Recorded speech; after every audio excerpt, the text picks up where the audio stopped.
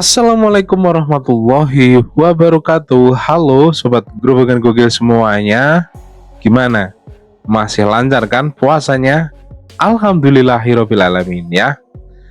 Nah, belum usai tentang Deddy Sitorus yang memfitnah Pak Jokowi terkait soal utusan, dan kini giliran Gibran yang dilecehkan oleh PDIP.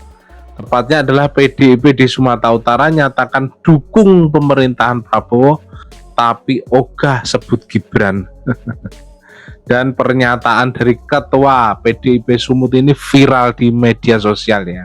Nah, meski dilecehkan, mesti direndahkan oleh kader Banteng tersebut, namun Mas Gibran ini membalasnya dengan cara yang luar biasa cerdas.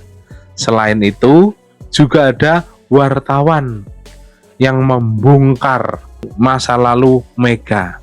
Nah, tanpa berlama-lama lagi, berikut adalah video lengkapnya. Ketua Umum Partai Demokrasi Indonesia Perjuangan (PDIP), Megawati Soekarnoputri memberikan arahan kepada kader PDIP untuk mendukung pemerintahan Presiden Prabowo Subianto. Hal tersebut disampaikan Ketua DPD PDIP Provinsi Sumatera Utara, Rapidin Simbolon. Bahwa PDI Perjuangan tetap mendukung pemerintahan Prabowo Subianto. Saya sengaja tidak sebutkan Pak Gibran-nya. Ya.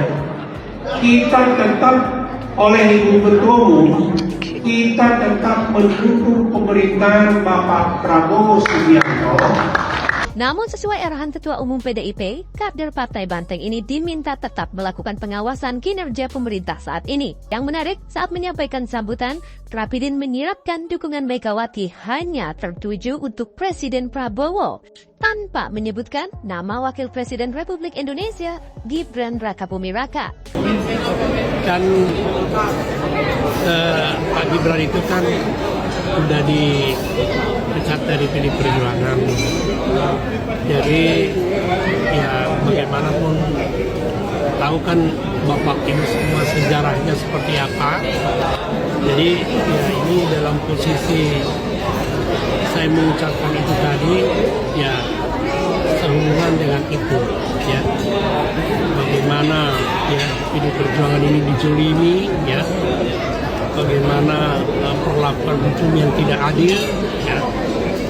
Ya ini yang menjadi catatan bagi kami kader-kader PDI Perjuangan.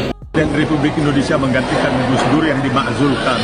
Kemudian tiba-tiba Taufik Kemas muncul di Melbourne, katanya mau berobat ke Perth, Australia Barat, atau muncul di Melbourne dengan Puan Maharani.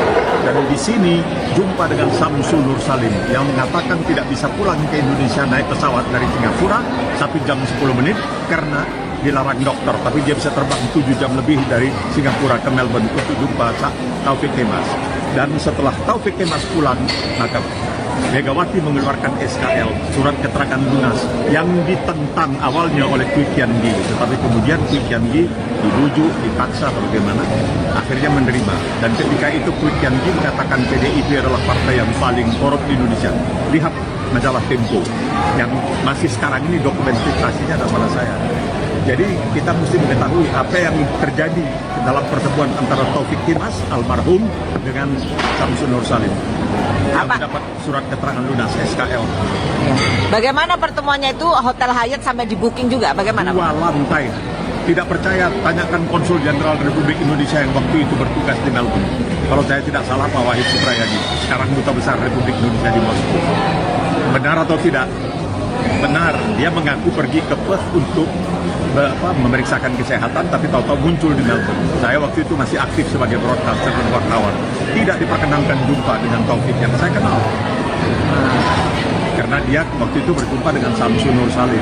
Samsul Nur Salim tidak bisa terbang dari Singapura ke Jakarta 1 jam 10 menit karena alasan kesehatan, tapi sanggup terbang dari Singapura ke Melbourne 7 jam lebih.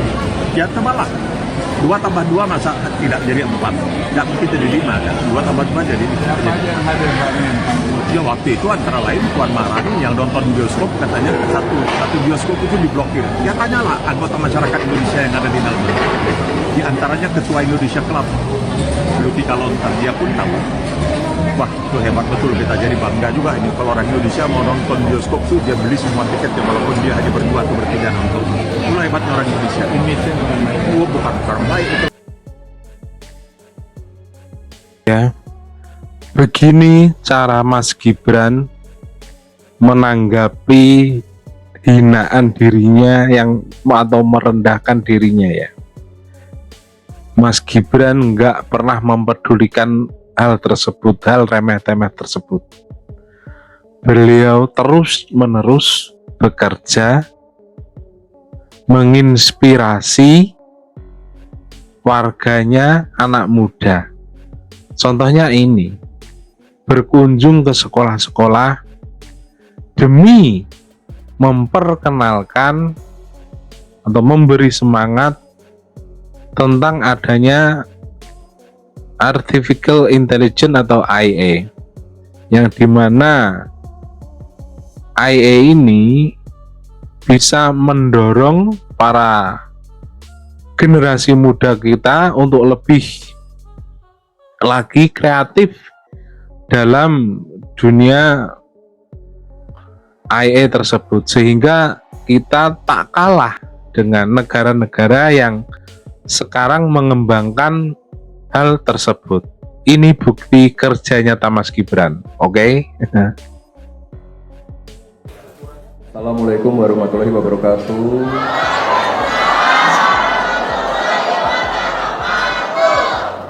Selamat ya yang tadi udah dapat hadiah dan bisa ini apa mendapatkan jawaban yang benar.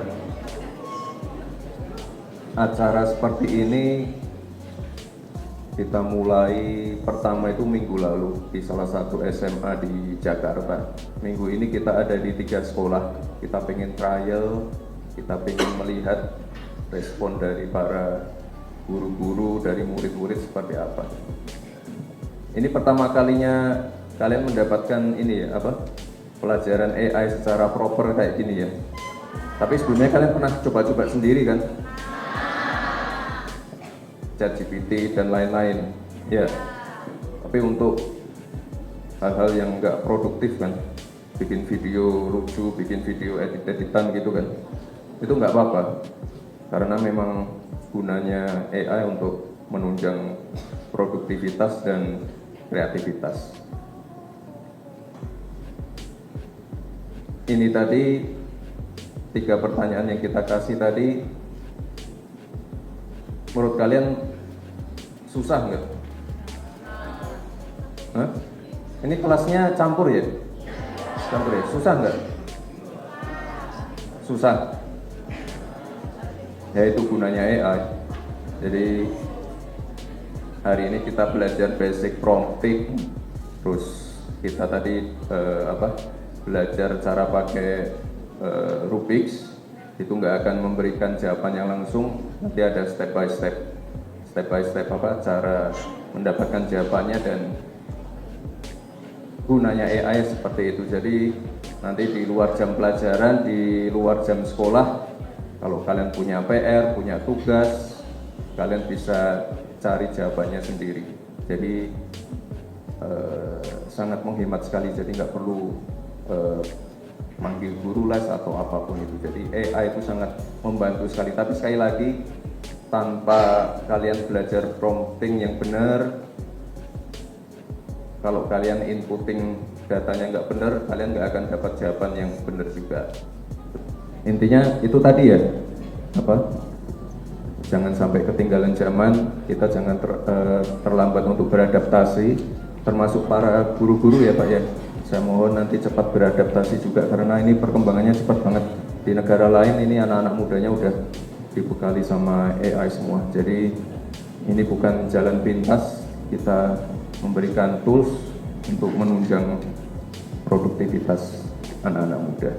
Itu ya, makasih semua Pak Kepala Sekolah, terima kasih sudah diberikan kesempatan untuk teman-teman dari komunitas AIKO untuk memberikan ya sedikit pengenalan tentang AI. Kebetulan minggu ini kita ada di 3 sekolah. Harapannya nanti ke depan AI ini bisa menjadi mata pelajaran tambahan atau mata pelajaran pilihan yang nanti harapannya ke depan anak-anak muda itu bisa beradaptasi cepat dan nggak ketinggalan sama negara-negara maju yang lain. Ya, terima kasih. Wassalamualaikum warahmatullahi wabarakatuh. Alhamdulillah, terima kasih hari ini kami berkesempatan untuk menerima tamu luar biasa, yakni Bapak Wapres, Bapak Gibran yang hadir di sekolah kami, yang kemudian menyambut baik nih terkait dengan kegiatan ini karena ini adalah workshop mengenai AI. Dan kami sangat mengharapkan nih dunia pendidikan selanjutnya nanti akan kita tingkatkan terus terkait dengan teknologinya, karena AI itu adalah salah satu tools nih yang bisa kita manfaatkan tentu saja untuk meningkatkan kualitas pembelajaran. Terima kasih. Assalamualaikum, saya Fawaz Rahman Fuad dari kelas 12 4 SMA ITL Madinah. Saya juga Ahmad Ramadhanu Putra Abdi dari kelas 12 4 SMA ITL Madinah. Ya, untuk program ini cukup seru ya, ada beberapa lomba tadi, terus jadi mendapat insight juga tentang AI Baru tentang artificial intelligence. dan selain udah menjawab beberapa pertanyaan, tapi dari situ juga timbul pertanyaan baru.